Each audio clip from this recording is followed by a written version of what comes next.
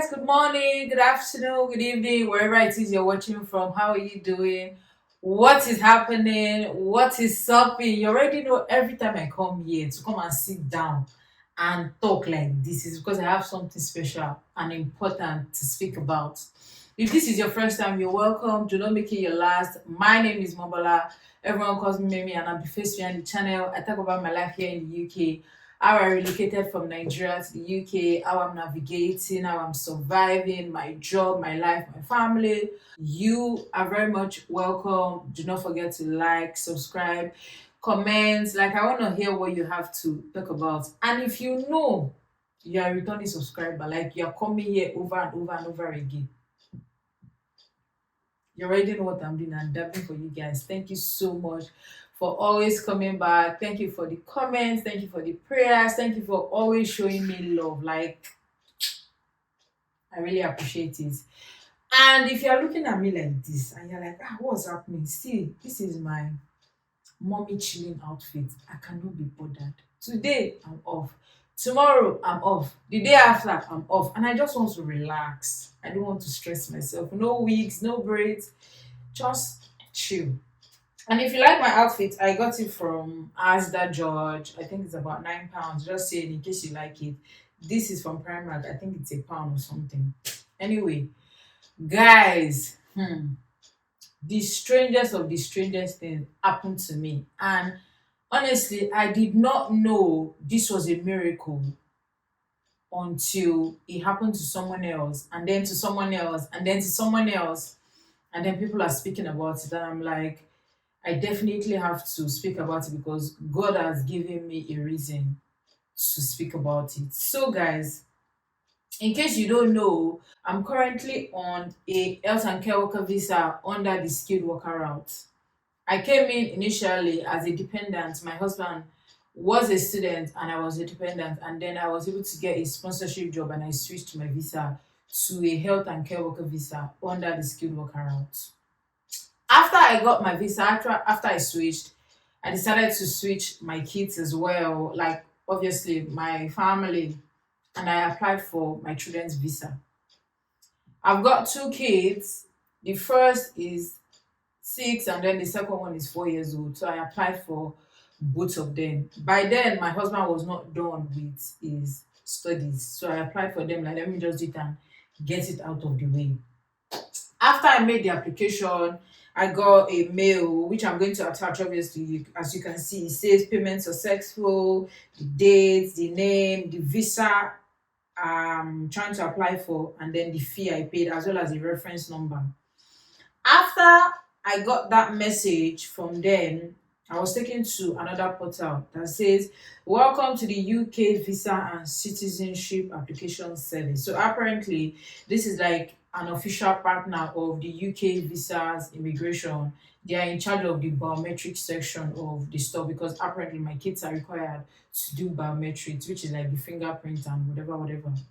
So I registered under that site. After registering, I got I picked an appointment. My appointment was confirmed. I got a mail to that effect. As you can see, it says, dear, my daughter's name, you have received this email on behalf of the lead applicant, which is myself. Because obviously my kids are still young, I was the one acting like a whatever for them. So I got the mail that says the appointment has been booked and da da da da da da da da da. They asked me to come for the appointment, which I took them. After I did the appointment and everything, I did the biometric thing.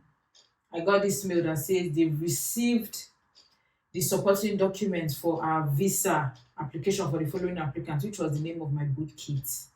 So I already knew that the application had gone. We had submitted the biometric, and I was just waiting for the message, obviously, that says, oh, your visa has been approved and blah blah blah. A week later, I got a message from the UK government, and this message shocked me to my bone marrows. It says, dear, my daughter's name, reference number, they included it, and then her date of birth. While in receipt of a visa application for the above named person, which is my daughter's name, we require further evidence in order to progress your application. Please provide the following. According to the rule SW 36.2, a child will be granted permission which ends on the same date as whichever of their parents' permission ends first, unless both parents have or are being granted settlement or British citizenship, in which case the child will be granted permission for 3 years. Please send this evidence as a scanned attachment within 10 working days to work sponsored document request at homeoffice.gov.uk, quoting your application reference. And he further explained, as you have already been granted with your father in line with his LTE student application, we cannot extend your leave in line with your mother's. Please be aware that we can either withdraw your application, for which you will not receive a refund, or we can grant, but you will receive the same date for which your visa is valid to. Let me sum this up for you, what it means. So apparently, they are saying, according to the rule now, I cannot switch my children's visa unless my husband has switched. That's what it means in layman terms. Beginning at the end of this message means that I cannot switch my children's visa. They cannot be put under my application as my dependent until either I submit a document that shows that me and my husband we have ILR or British citizenship, or I wait for my husband to switch his own first. I was confused. I had 10 working days to send evidence of either our ILR or British citizenship, which I did not have. I was confused. I didn't know what to do. I got this message for my both kids. And honestly, I was in a state of confusion. I'm not even going to lie. And I had just 10 working days. I went to the gov.uk site to read about the rules, the laws, all the changes, and apparently they are correct. And there's no refund for it. So what they are saying is either I provide that evidence, or they are going to, the current BRP they have, they are going to still how will I say, they are going to still grant their visa in line with that current BRP that they have. Meaning, if their visa was supposed to expire October 2024, this application I just made now, they will grant it up until October 2024. I'm like, that's waste of money. This is over what, £700. I'm not about to waste that money, but I didn't know what to do. 10 working days. Day one, I didn't say anything. Day two, I didn't say anything. Day three, I didn't say anything. Day four, day five, day six, day seven, I was quiet because I didn't know how to process that information. Now, I'm going to show you guys the reply I sent. So, let me look for the reply so I can be sure of what I'm quoting. You see, whatever it is you do in life, whatever at all it is you do in life, you need to understand one thing.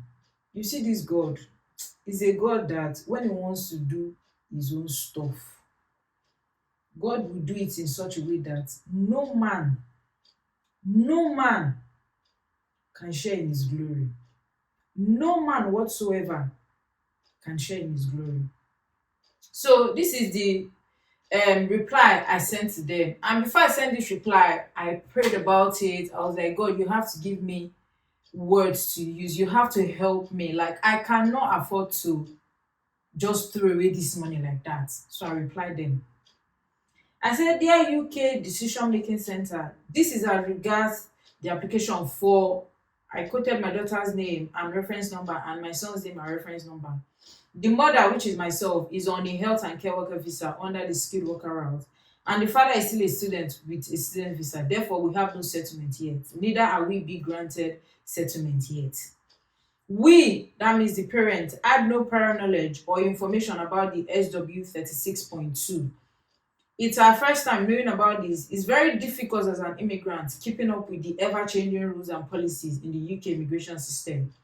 Also, losing £574 is a huge fallback on our finances. As a single household earner, because obviously my husband is supposed to work 20 hours as a student, and the visa alone is 574 minus money for biometrics and every other thing. Like, I'm not about to lose that money, I'm sorry. So I'm like, it was already difficult getting the money for the visa. Now having to pay for it twice is going to be really hard. We had no information that the children won't be able to extend their visa until the father extend his first. We wouldn't have if we did. Therefore, I wait your advice on what can be done or how we should go about this. Thank you, Obala. That was what I sent to them because me, I didn't know what to do next. After I sent this message to them, I didn't hear from them, and then later they sent me a reply again. Sha, they sent me this reply, and I'm going to read it for you guys. So the reply they sent to me was, let me look for it. They sent me a reply that says, "Thank you for your application for permission to stay in the UK. We require further information in order to progress your application. Please, can you inform us whether you will be happy to proceed with us withdrawing your application provided you got a full refund? Please send the response within 10 working days to so so so and so and so," quoting your application reference. So I'm like, okay, if they can withdraw the application and then I'll get my refund, that's fine. When my husband switches visa, then I can now apply for the children. That was what they sent to me. It was not up to a week that I got this message. I got another message again that says, "We require further information to progress your application, blah, blah, blah. Please, can you inform us whether you will be happy to proceed with us withdrawing your application? Please note that you will not be provided with a refund. Or are you wanting to be granted in line with the parent with the shortest leave to remain? Please send your response within 10 working days." I got a response that say I can want a refund. Another one is saying I cannot want a refund. Ha. My dear, at this point in time, I was my head was blowing up, but I kept still. And there was just this peace of mind in my heart that something positive will end this. I didn't say anything. Since I had 10 working days, I had to really, really, really think of what it is I want to do. At that point in time, the only thing I could think of is just the fact that these people are trying to either make me say, oh, cancel the application or withdraw the application and then I don't get my money back. So I'm like, okay. And I sent them the message. That was on the 10th working day. "Dear UK decision making body, I'm not sure of what the correct information is. I got the below response. That was the one that said I could get a refund. And now a mail says I won't get a refund if I withdraw my application. Which one is it? Like, people should let me know." Sha, I sent that message to them. After I sent that message to them, they sent me back again another message. And this time around, they told me, "Oh, we need so so so and so and so information." I'm going to look for the message. They sent me a message again that says, "Thank you for your..." So they started repeating that message. "Please, can you inform us whether you'll be happy to proceed with us withdrawing your application? Please know that you will not be issued a refund." They sent that message again. After they sent that message, I now told myself, I know what to do. So they sent the message again. I didn't reply. On the 10th working day, I replied them like, I'm not sure of what they are trying to explain. They should explain further, like, what do they want me to do? What document exactly are they asking for? Blah, blah, blah. 3 days later, they sent that same message again.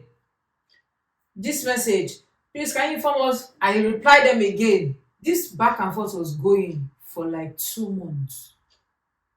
By then, my husband was already finishing his dissertation. He submitted while we were still doing this back and forth. Because it was 10 working days, weekends were not included, he gave me time. Eventually, my husband submitted. The day he submitted his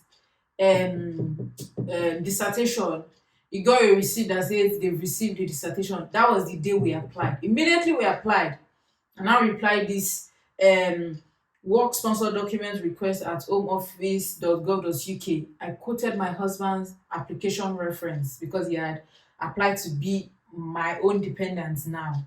Immediately I quoted it. I quoted my children's name, their application reference number, and everything to them. And I got another message. And then the next message I got from them this time around is, Your application as a dependent of my own name on the skilled worker route has been successful. I lost my manners. Like, I lost my manners. Like, hey, I wanted to pierce my nose. I wanted to tattoo my body. This is just me acting up. I was shocked. I didn't believe it. It was just a risk that I'm like, you know what, let me just take the risk. But this back and forth was going on for like 2.5 months.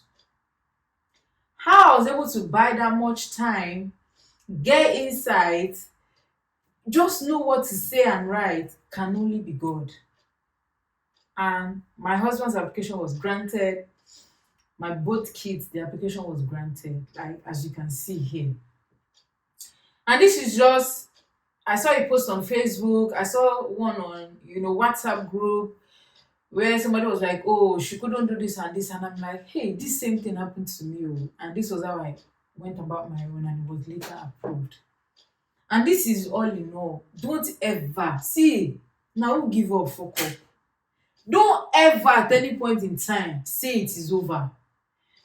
I've come to understand that one advantage we have as Christians, as children of God, is the fact that if it's too easy, you won't be able to tell yourself or every other person that it's a miracle. If it's too easy, you won't be able to beat your chest and say, God did a miracle for me. It has to be hard. It has to look impossible. I'm sure if I didn't have this evidence, people will say, oh, she's lying, blah, blah, blah. Like, it happened to me in real life. And I know a lot of people don't get this lucky. Once they send that message, you're not doing it, they withdraw your application, they leave it. And it's just for whoever is out there, you get this kind of message. There's no need to panic. There's no need to panic. My God, like, I was so glad, I was so happy. So when it happened to this lady on Facebook, they already withdrew application before she posted the issue. If not, I would have given her the advice, but I still advise them though, like, if it ever happens to you, this and this was what I did, and you can try it. So, like, I just want to give all glory to God. I just want to thank God because this one can only be God. Like, it can only be God. So, guys, join me in saying thank you to God Almighty for everything working out fine. I did not lose my money. Application was granted. I'm so happy. Thank you so much for watching. Until I see you guys again, drink water. See you. Bye.